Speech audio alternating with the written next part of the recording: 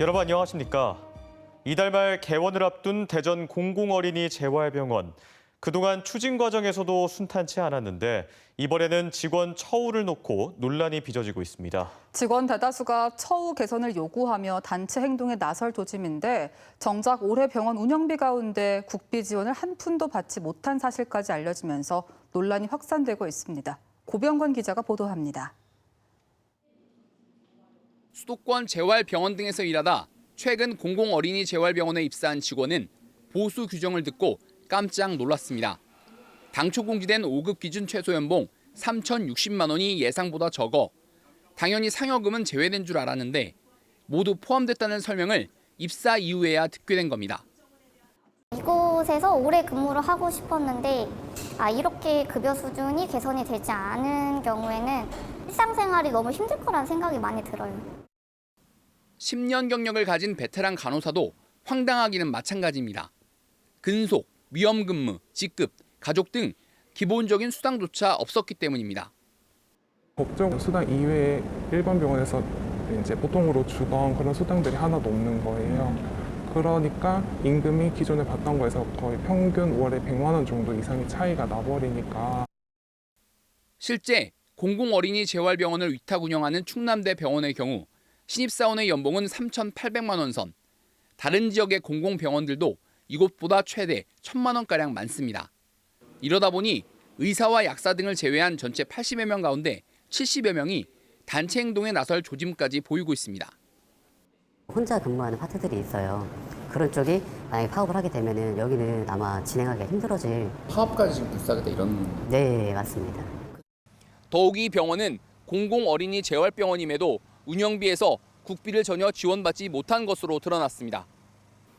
이달 말 개원 이후 연말까지 책정된 67억 원의 운영비 모두 대전시 예산으로 마련됐습니다.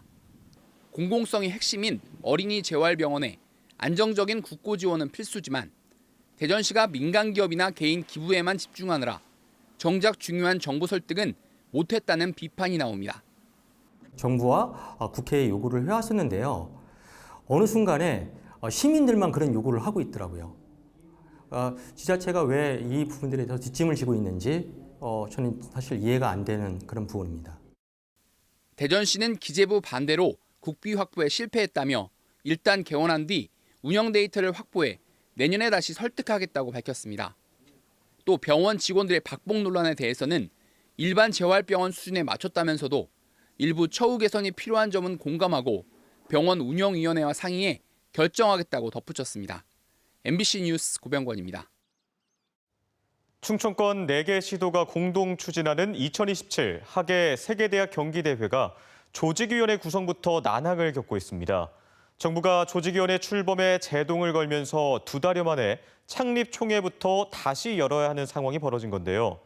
공모를 통해 사무총장으로부터 위촉된 내정자는 하루아침에 직을 잃게 됐습니다. 박선진 기자입니다. 충청권 4개 시도지사가 해외 언론 기자들에게 4년 뒤 충청권에서 열리는 하계 세계대학 경기를 홍보하는 자리를 마련했습니다. 그런데 이 자리에서 유 대회 유치 관계자들은 대회를 주관하는 국제대학 스포츠연맹에 조직위 구성 마감 시한을 이달 말까지 20일만 더 늘려달라고 요청했습니다. 지난 3월 조직위 창립총회 당시 충청권 4개 시도는 대회 조직위원회를 상근 부위원장과 사무총장 체제로 꾸리기로 합의했습니다. 그런데 대한체육회와 문화체육관광부가 부위원장과 사무총장 2개의 직을 하나로 통합해 신속한 의사결정을 하는 게 좋겠다며 반대 입장을 통보한 겁니다. 부랴부랴 수습에 나선 충청권 수장들은 상근 부위원장이 사무총장까지 맡는 안을 정부에 제시해 합의한 것으로 알려졌고 결과적으로 공모를 통해 위촉된 사무총장은 하루아침에 직을 잃게 됐습니다. 사무총장한테 이제 위상을 높여주기 위해서 부위원장을 주는 경우는 봤는데 부위원장이 사무총장으로 하라. 더군다나 사무총장을 공모로 이제 선발해놓고 이건 어느 나라에도 그런 법도 없고 그거는 경우에 전혀 안 맞는다고 생각합니다. 한편 조직위 이창섭 부위원장은 이장우 대전시장의 선대본부장을 역임한 측근이어서 보훈 인사라는 비판도 나오고 있습니다. 이에 대해 이 시장은 능력과 경험이 검증된 부위원장에 대해 보훈 인사라는 비판은 맞지 않고 정부도 만족한 인사였다고 강조했습니다. 정부가 제동을 걸면서 결국 새로운 조직 체계에 따른 정관 변경 등을 심의할 창립총회도 2달 만에 다시 열리게 됩니다. 공모를 통해 뽑히고도 직을 잃게 된 사무총장 내정자는 법적 투쟁까지 시사하고 나선 가운데 학예 세계 대학 경기 대회가 시작부터 순탄치 않은 길을 걷고 있습니다. MBC 뉴스 박선진입니다. 동료 의원을 성추행한 혐의 등으로 검찰 수사를 받아오던 세종시의회 상병원 의장이 기소됐습니다. 대전지검 여성아동범죄조사부는 지난해 8월 시의원 연수 이후 가진 식사 자리에서 동료 의원 2명을 강제추행한 혐의로 상 의장을 불구속 기소했습니다. 검찰은 또 상 의장이 자신을 고소한 피해 의원을 강제추행죄로 맞고소한 것은 허위 사실로 보인다며 무고 혐의도 적용했습니다. 오늘 오전 천안의 한 합성수지 제조업체에서 폭발과 함께 불이 나 7명이 화상을 입거나 다쳐 병원으로 이송됐습니다.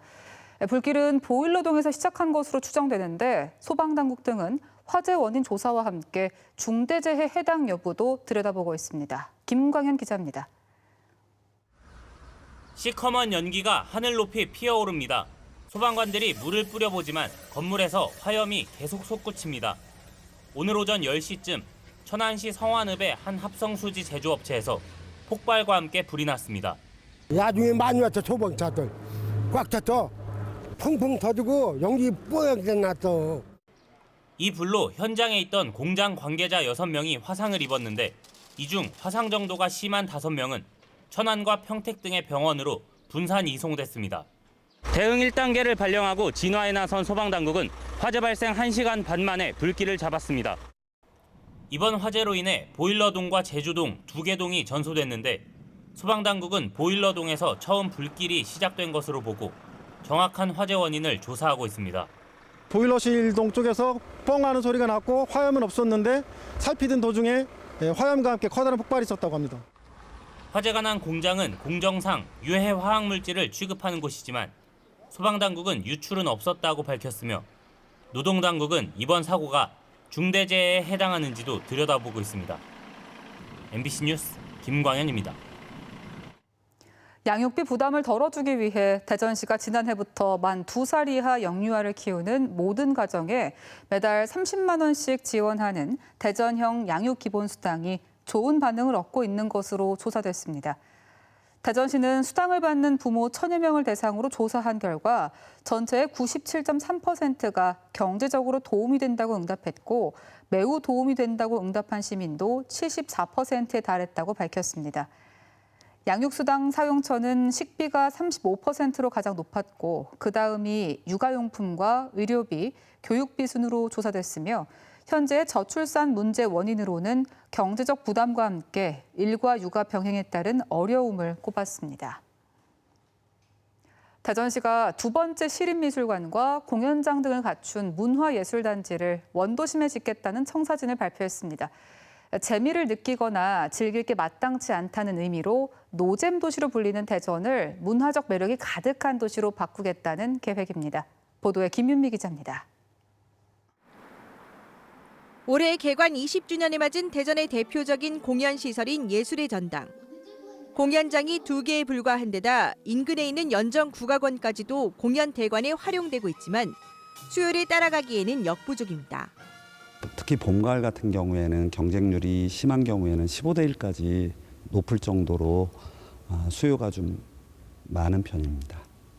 음악 전용 공연장과 지금의 시립미술관 규모의 2배에 달하는 2번째 시립미술관에 갖춘 문화예술단지를 대전시가 조성합니다. 문화시설이 신도심에 쏠려 있는 점을 고려해 유등천변 중촌근린공원을 부지로 낙점했고 미술관 건물 자체가 명소로 떠올라 쇠퇴하던 도시를 세계적인 관광지로 만든 스페인 빌바오의 구겐하임 미술관처럼 국제 설계 공모를 통해 대표 명소 건축물로 짓겠다는 구상입니다. 3,700억 원 규모로 올해 타당성 용역을 거쳐 추진 동력을 얻으면 오는 2026년 착공이 가능할 것으로 기대하고 있습니다. 대전만의 특색을 가진 다양하고 매력적인 문화시설이 가득하며 시민들은 어디서나 문화생활을 즐기고 외지인들로 붐비는 활력 넘치는 대전을 상상해 봅니다. 이러한 상상이 현실이 될 수 있도록 이에 태미 도서관 역시 리모델링을 통해 제2대전 문학관으로 탈바꿈시키고 근대 문화유산인 한전 보급소도 사들여 다목적 전시관으로 새롭게 문을 열 계획입니다. 최근 작품을 대거 기증받기로 하면서 추진이 급물살을 타고 있는 이종수 미술관도 소재동에 조성될 문화공원에 들어서고 각종 콘텐츠 소재로 떠오르고 있는 웹툰 콘텐츠 클러스터도 동구에 조성됩니다. 대전시는 어디서나 문화를 즐길 수 있는 매력 있는 꿀잼 도시로 바꾸겠다며 동시에 투자액의 70%를 원도심에 집중 투입해 문화 격차도 해소될 것으로 보고 있습니다. MBC 뉴스 김유미입니다. 대전지방법원 서산지원이 지난 16일 서산 시내 도로에서 흉기를 휘둘러 술집 주인을 살해한 40대 남성에게 구속영장을 발부했습니다. 법원은 영장 실질 심사에서 추가 도주 우려가 높다고 보고 구속영장을 발부한 가운데 피의자는 구속 처분이 부당하다며 구속 적부 심사 청구 의사를 밝힌 것으로 알려졌습니다. 해당 남성은 2달 전부터 피해자가 운영하던 주점을 드나들었으며 1,500만 원가량의 외상 술값 시비 끝에 흉기를 휘두르고 도주했다가 경찰에 붙잡혔습니다. 대전지법 형사 12부는 초등학생을 여러 차례 성추행하고 원장에게 말하지 말라고 한 혐의로 기소된 60대 학원 통학차 기사에게 징역 2년 6개월을 선고했습니다.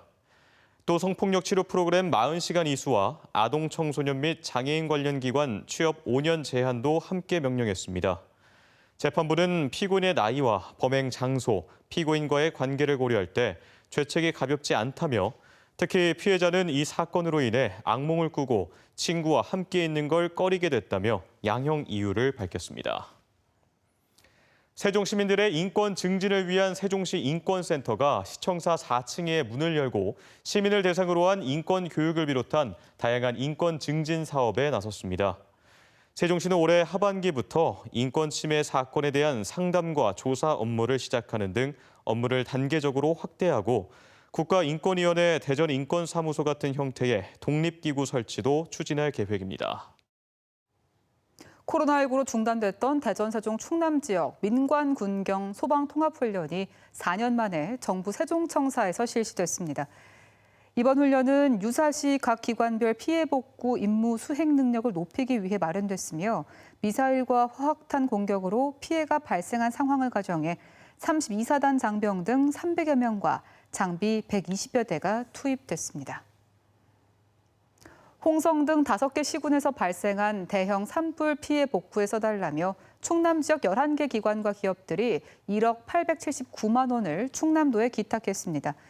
기관별로는 KMTLS가 3천만 원, 대한전문건설협회 세종충남도회가 2천만 원, 충남체육회가 1,134만 원, 동성건설이 1,000만 원, 충남자율방법연합회가 810만 원을 기탁했습니다.